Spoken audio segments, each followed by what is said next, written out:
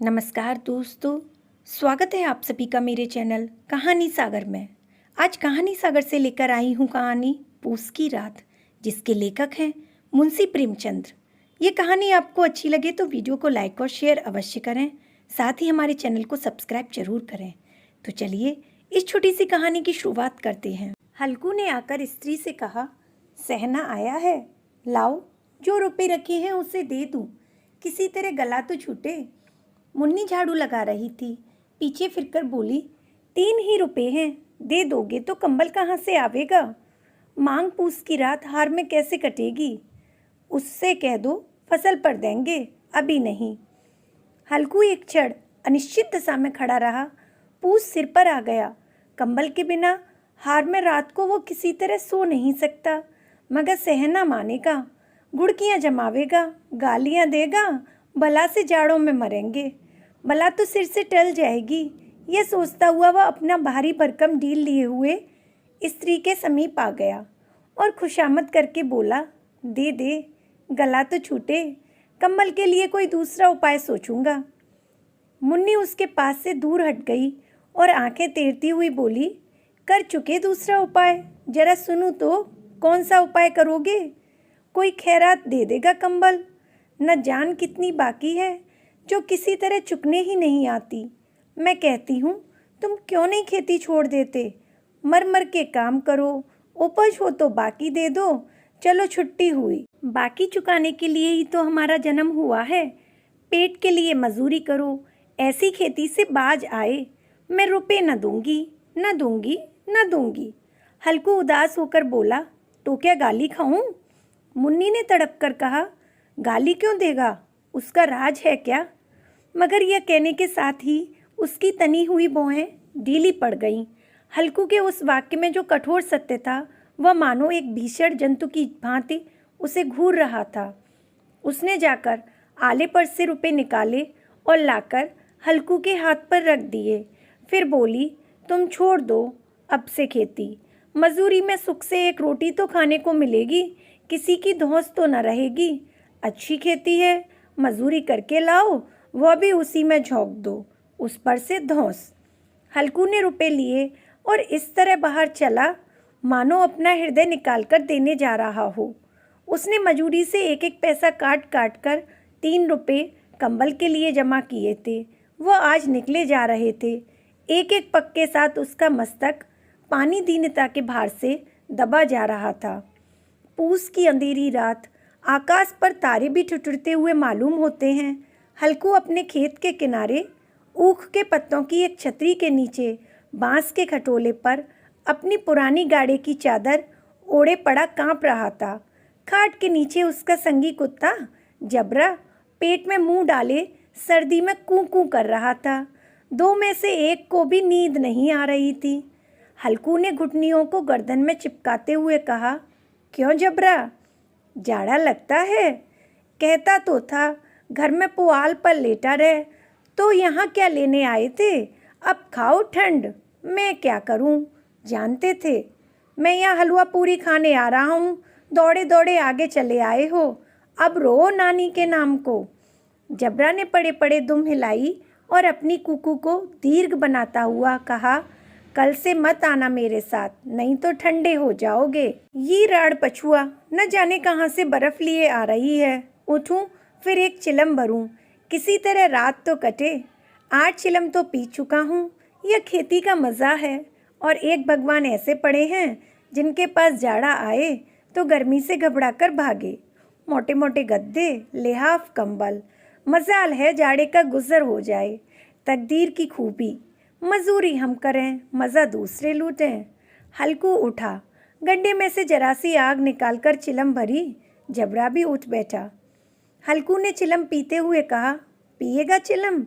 जाड़ा तो क्या जाता है, हाँ ज़रा मन बदल जाता है। जबरा ने उसके मुंह की ओर प्रेम से छलकती हुई आंखों से देखा। हल्कू, आज और जाड़ा खा ले, कल से मैं यहाँ पुआल बिछा दूंगा, उसी में घुसकर बैठना, तब जाड़ा ना लगेगा। जबरा ने अपने पंजे उसकी घुटनियों पर रख दिए और उसके मुंह के पास अपना मुंह ले आया। हल्कू को उसकी गर्म सांसें लगीं। चिलम पीकर हल्कू फिर लेटा और निश्चय करके लेटा कि चाहे कुछ भी हो जाए अब की बार सो जाऊंगा। पर एक ही क्षण में उसके हृदय में कंपन होने लगी। कभी इस करवट लेटता, कभी उस करवट, पर जाड़ा किसी पिशाच की भांति उसकी छाती को दबाए हुए था। जब किसी तरह रहा न गया, उसने जबरा को धीरे से उठाया और उसके सिर को थपथपाकर उसे अपनी गोद में सुला लिया। कुत्ते की देह में न जाने कैसी दुर्गंध आ रही थी, पर वह उसे अपनी गोद में चिपकाए हुए ऐसे सुख का अनुभव कर रहा था जो इधर महीनों से उसे न मिला था। जबरा शायद यह समझ रहा था कि स्वर्ग यही है, और हल्कू की पवित्र आत्मा में तो उस कुत्ते के प्रति घृणा की गंध तक न थी। अपने किसी अभिन्न मित्र या भाई को भी वह उतनी ही तत्परता से गले लगाता। वह अपनी दीनता से आहत न था जिसने आज उसे इस दशा को पहुंचा दिया। नहीं, इस अनोखी मैत्री ने जैसे उसकी आत्मा के सब द्वार खोल दिए हों और उनका एक एक अणु प्रकाश से चमक रहा था। सहसा जबरा ने किसी जानवर की आहट पाई। इस विशेष आत्मीयता ने उसमें एक स्फूर्ति पैदा कर दी थी जो हवा के ठंडे झोंकों को तुच्छ समझती थी। वह झटपटाकर उठा और छपरी से बाहर आकर भौंकने लगा। हल्कू ने उसे कई बार बुलाया, पर वह उसके पास न आया। हार में चारों तरफ दौड़ दौड़ कर भौंकता रहा। एक क्षण के लिए आ भी जाता तो तुरंत ही फिर दौड़ता। कर्तव्य उसके हृदय में अरमान की बात ही उछल रहा था। 1 घंटा और गुजर गया। रात ने शीत को हवा से धधकाना शुरू कर दिया। हल्कू उठ बैठा और दोनों घुटने को छाती से मिलाकर सिर को उसमें छिपा लिया। फिर भी ठंड कम न हुई। ऐसा जान पड़ता था कि सारा रक्त जम गया है। धमनियों में रक्त की जगह हिम बह रही है। उसने झुककर आकाश की ओर देखा। अभी कितनी रात बाकी है। सप्तऋषि अभी आकाश में आधे भी नहीं चढ़े। ऊपर आ जाएंगे तब कहीं सवेरा होगा। अभी पहर से ऊपर की रात है। हल्कू के खेत से कोई एक गोली के टप्पे पर आमों का एक बाग था। पतझड़ शुरू हो गई थी। बाग में पत्तियों का ढेर लगा हुआ था। हल्कू ने सोचा, चलकर पत्तियां बटोरूं और उन्हें जलाकर खूब तापूं। रात को कोई मुझे पत्तियां बटोरते देखे तो समझे कोई भूत है। कौन जाने कोई जानवर ही छुपा बैठा हो, मगर अब तो बैठे रहा नहीं जाता। उसने पास के अरहर के खेत में जाकर कई पौधे उखाड़ लिए और उनका एक झाड़ू बनाकर हाथ में सुलगता हुआ उपला लिए बगीचे की तरफ चल दिया। जबरा ने उसे आते देखा, पास आया और दुम हिलाने लगा। हल्कू ने कहा, अब तो रहा नहीं जाता जमरू, चलो बगीचे में पत्तियां बटोरकर तापते हैं। टाटे हो जाएंगे तो फिर आकर सोएंगे। अभी तो बहुत रात है। जबरा ने कूकू करके सहमति प्रकट की और आगे बगीचे की ओर चल दिया। बगीचे में खूब अंधेरा छाया हुआ था और अंधकार में निर्दय पवन पत्तियों को कुचलता हुआ चला जाता था। वृक्षों से ओस की बूंदें टप टप नीचे टपक रही थीं। एकांकक एक झोंका मेहंदी के फूलों की खुशबू लिए आया। हल्कू ने कहा, कैसी अच्छी महक आई है जबरू, तुम्हारी नाक में तो सुगंध आ रही है। जबरा को कहीं जमीन पर एक हड्डी पड़ी मिल गई थी, उसे चिचोड़ रहा था। हल्कू ने आग जमीन पर रख दी और पत्तियां बठारने लगा। जरा देर में पत्तियों का ढेर लग गया। हाथ ठिठुर जाते थे, नंगे पांव गले जाते थे और वह पत्तियों का पहाड़ खड़ा कर रहा था। इसी अलाव में वह ठंड को जलाकर भस्म कर देगा। थोड़ी देर में अलाव जल उठा। उसकी लौ ऊपर वाले वृक्ष की पत्तियों को छू छू कर भागने लगी। उस अस्थिर प्रकाश में बगीचे के विशाल वृक्ष ऐसे मालूम होते थे मानो उस अथाह अंधकार में अपने सिरों पर संभाले हुए हों। अंधकार के उस अनंत सागर में यह प्रकाश कय एक नौका के समान हिलता मचलता हुआ जान पड़ता था। हल्कू अलाव के सामने बैठा आग ताप रहा था। एक क्षण में उसके दोहर उतारकर बगल में दबा दी। दोनों पांव फैला लिए मानो ठंड को ललकार रहा हो। तेरे जी में आए सो कर। ठंड की असीम शक्ति पर विजय पाकर वह विजय गर्व को हृदय में छिपा न सकता था। उसने जबरा से कहा, क्यों जब्बर, अब ठंड नहीं लगती? जब्बर ने कूकू करके मानो कहा, अब क्या ठंड लगेगी, लगती है तो लगती रहे। पहले से यह उपाय न सूझा, नहीं इतनी ठंड क्यों खाते। जब्बर ने पूंछ हिलाई। अच्छा आओ इस अलाव को कूदकर पार करें, देखें कौन निकल जाता है। अगर जल गए तो मैं दवा न करूँगा। जब्बर ने उस अग्निराशि की ओर कातर नेत्रों से देखा। मुन्नी से कल ना कह देना, नहीं तो लड़ाई करेगी। यह कहता हुआ वो अलाव और उस अलाव के ऊपर से साफ निकल गया।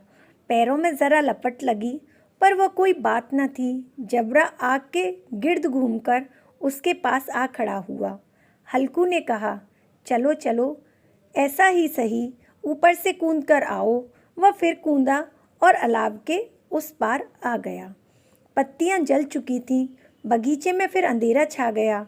राख के नीचे कुछ आग बाकी थी, जो हवा का झोंका आ जाने पर जरा सी जल उठती थी, पर एक क्षण में फिर आंखें बंद कर लेती थी। हल्कू ने फिर चादर ओढ़ ली और गर्म राख के पास बैठा हुआ एक गीत गुनगुनाने लगा। उसके बदन में गर्मी आ गई थी, पर ज्यों-ज्यों शीत बढ़ती जाती थी उसे आलस्य दबाए लेता था। जबरा जोर से भौंककर खेत की ओर भागा। हल्कू को ऐसा मालूम हुआ कि जानवरों का एक झुंड खेत में आया है। शायद नील गायों का झुंड था। उनके कूदने दौड़ने की आवाज़ें साफ कान में आ रही थीं। फिर ऐसा मालूम हुआ कि खेत में चर रही हैं। उनके चबाने की आवाज़ भी चरचर सुनाई देने लगी। उसने दिल में कहा, नहीं, जबरा के होते हुए कोई जानवर खेत में आ नहीं सकता, नौच ही डालेगा। मुझे भ्रम हो रहा है। कहा, अब तो कुछ नहीं सुनाई देता मुझे भी, कैसा धोखा हुआ है। उसने जोर से आवाज़ लगाई, जबरा जबरा। जबरा भौंकता रहा, उसके पास न आया। फिर खेत के चरे जाने की आहट मिली। अब वह अपने को धोखा न दे सका। उसे अपनी जगह से हिलना जहर लग रहा था।